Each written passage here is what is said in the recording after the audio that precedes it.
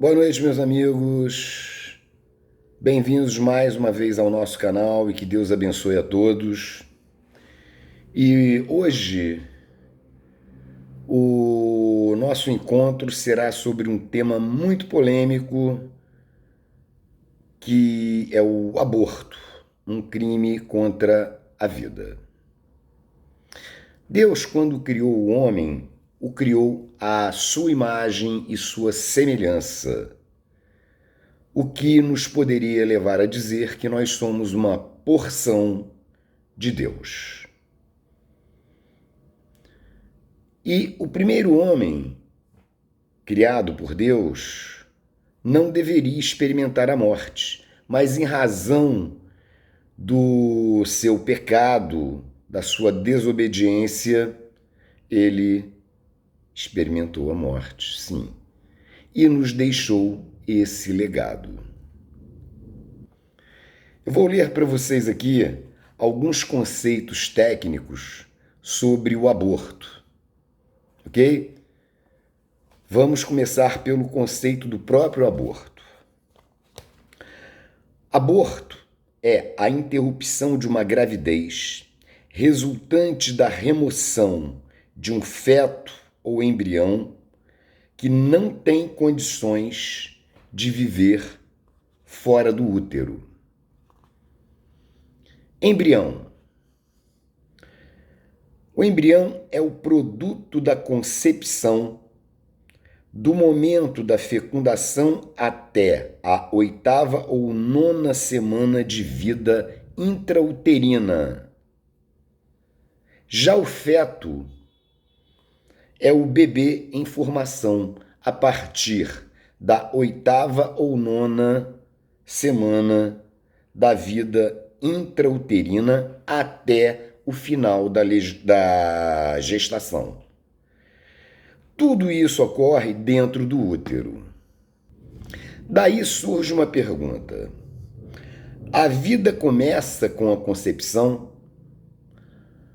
Alguns grupos majoritários afirmam que sim, que a partir da concepção começa o milagre da vida. Agora eu vou ler para vocês aqui alguns artigos da nossa legislação que estão intimamente ligados à questão do aborto. O artigo 2º do Código Civil diz o seguinte: a personalidade civil da pessoa começa com o nascimento com vida, mas a lei põe a salvo os direitos do nascituro desde a concepção. E o que seria o nascituro? O nascituro é aquele que ainda não nasceu e não tem condições de viver fora do útero, mas vive dentro do útero. Logo, se a lei assegura direitos ao nascituro, aquele que vive dentro do útero, ele tem, inclusive, o direito à vida, não é isso?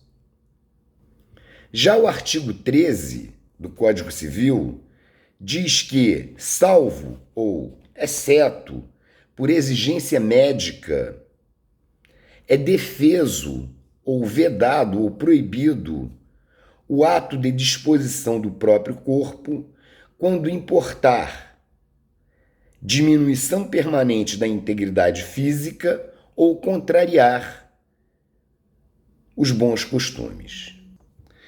O ser humano pode dispor sobre o seu próprio corpo? Pode, mas por exigência médica. Mas quando se fala em aborto, a mulher, ela não está dispondo sobre o seu próprio corpo, não. Ela está dispondo sobre uma vida alheia, uma vida que não é dela. Ela abriga no seu útero. E logo ela não poderia dispor sobre essa vida. Ela não estaria dispondo sobre o corpo dela, mas sim sobre a vida que ela abriga no útero. Certo? E como a legislação assegura direitos, como eu já falei, a vida que ainda vive no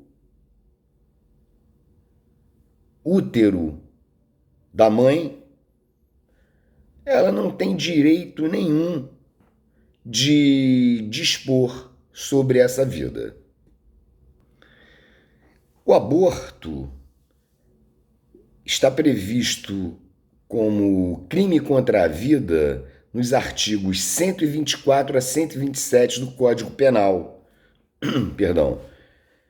No entanto, existe um tipo de aborto lá no artigo 128 do mesmo código, do Código Penal, que se chama aborto necessário e só é admitido em 2 casos e só poderá ser feito por médico, não poderá ser feito por parteira. Nós vamos ver que casos são esses agora. O primeiro caso ocorre se não houver outro meio de salvar a vida da gestante. Aí o médico faz o aborto. E o segundo caso ocorre se a gravidez resulta de estupro e o aborto é consentido pela gestante, ou se ela for incapaz, ele é consentido pelo seu representante legal. Eu vou ler um trecho aqui de uma carta escrita por Madre Teresa de Calcutá a respeito do aborto. Diz ela, abre aspas, eu sinto que o grande destruidor da paz é o aborto, porque ele é uma guerra contra a criança, uma matança direta de crianças inocentes, assassinadas pela própria mãe. E se nós aceitamos que uma mãe possa matar o seu próprio filho, como é que nós podemos dizer às outras pessoas para não se matarem? Como é que nós vamos persuadir uma mulher a não fazer o aborto? Como sempre, devemos persuadi-la com amor e nos lembrar que amor significa estar disposto a doar-se. Jesus deu sua vida por amor a nós. E continua a Madre Teresa de Calcutá. Deus nos diz, mesmo se a mãe esquecer de seu filho, eu jamais te esquecerei. Eu gravei o seu nome na palma de minha mão. Isso está lá no livro de Isaías, capítulo 49, a partir do versículo 15. Continua a Madre Teresa. Nós estamos gravados na palma da mão de Deus. Aquela criança que ainda não nasceu está gravada na mão de Deus, desde a concepção, e é chamada por Ele, por Deus, a amar e ser amada, não somente nesta vida, mas para sempre. E Deus jamais se esquece de nós. Fecha aspas, e aqui termina o trecho da carta da Madre Teresa de Calcutá. Mas se nós formos ver, existem milhões de crianças sendo mortas nos ventres de suas mães. Não é verdade? É verdade, sim. E temos também que levar em conta que foi uma criança não nascida que reconheceu a presença do Príncipe da Paz, nosso Senhor Jesus Cristo, quando a Virgem Maria, grávida, foi visitar sua prima Isabel, também grávida. E, ao se aproximar da Virgem Maria, o bebê que estava no ventre de Isabel se mexeu, como que saltando de satisfação em saber ali que nosso Senhor Jesus Cristo estava no ventre da Virgem Maria. E esse bebê que se mexeu e saltou de alegria era exatamente João Batista, primo de nosso Senhor Jesus Cristo. O nascimento mais importante do universo foi o nascimento de nosso Senhor Jesus Cristo, que Deus se fez homem e nasceu para nos dar a salvação e perdoar os nossos pecados. Ele morreu em prol do perdão dos nossos pecados e ressuscitou. Vamos pensar aqui em um caso, dentre muitos outros que nós poderíamos citar, que seria se Albert Sabin tivesse sido abortado. Certamente nós não teríamos a vacina contra a poliomielite, a paralisia infantil. Não é isso? Então, fica aí uma sugestão. Vamos refletir sobre o aborto?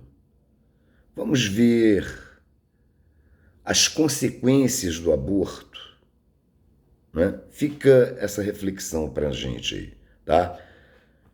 Se você gostou do vídeo, você se inscreve no canal, dá um ok e nos siga, tá? Que Deus abençoe a sua semana, seu final de domingo e até a nossa próxima oportunidade.